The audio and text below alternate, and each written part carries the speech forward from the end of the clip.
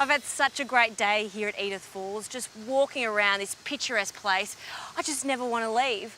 And when I'm on holidays or on a big adventure like this, there's nothing better to finish off the day than with a sundowner's glass of wine and a canapé. So I'm going to show you a super easy canapé that I love to do on the road using some canned salmon. It works a treat. This is very similar to a salmon rillette, and I picked up these Blinis, which you can find at most grocery stores now. You can also put this on a cracker. Now, to bind the rillettes, I'm going to add a combination of yogurt, mayonnaise, and some avocado. Usually when you're doing a rillette, you would do this with some fat that comes from the fish or some olive oil or even butter. But I'm going to keep it a little healthier by using some avocado. It works nicely and it does bind it. So half an avocado, look at that. Avocados up here are fantastic. And with my knife, I'm going to make some incisions. This is just going to give me a helping hand with chopping it, and crisscross pattern all the way down into the avocado. Use a nice ripe avocado for this. Then we'll scoop it out and pop it into the bowl. And with a fork and a pinch of salt, I'm going to puree this so it's really fine. Break it up. I don't want it to be too chunky because the texture of these rillettes is going to come from the fish. Okay, that's looking good. Now we'll add some lemon, and I'll cut this in half, and I'll use just a small amount of the juice. Squeeze that in. Perfect. To this I'll add some onion. This is white onion. I like to use the white onion because it's not as intense as a brown onion. You could also use some French shallot, or some shallot spring onions work nicely too. And then some mustard, Dijon mustard. And we'll mix that.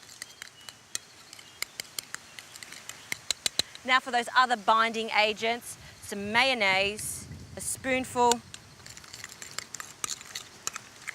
and then some Greek-style yogurt, thick Greek yogurt. This will just lighten it up and also give it a tang.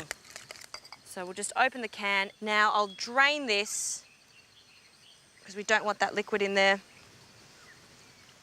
It's the first one. And a second can of salmon. You could also do this with canned tuna. I've done it before and it works really nicely. Even sardines, but it depends on your guests if they like that strong, oily style fish. Great. Take away all that liquid and we'll discard that. And then into the bowl, we'll add the salmon, just holding those chunks at this stage because I want to have control of how I flake this, because I want some bits to be quite chunky and some bits to be fine. So I'll take away that spoon and I'll use my fork again just to break it up and then fold it through. And keep mixing it until it starts to thicken, and you'll see if it needs a little bit more moisture. This is looking quite good, so I don't need to add any more yogurt or mayonnaise. All right, we'll put that to the side. Now for the blinis, they're just little pancakes. You can use crackers if you like I said before. I'm just going to warm these up for about 1 to 2 minutes on each side, and then we can start plating this up.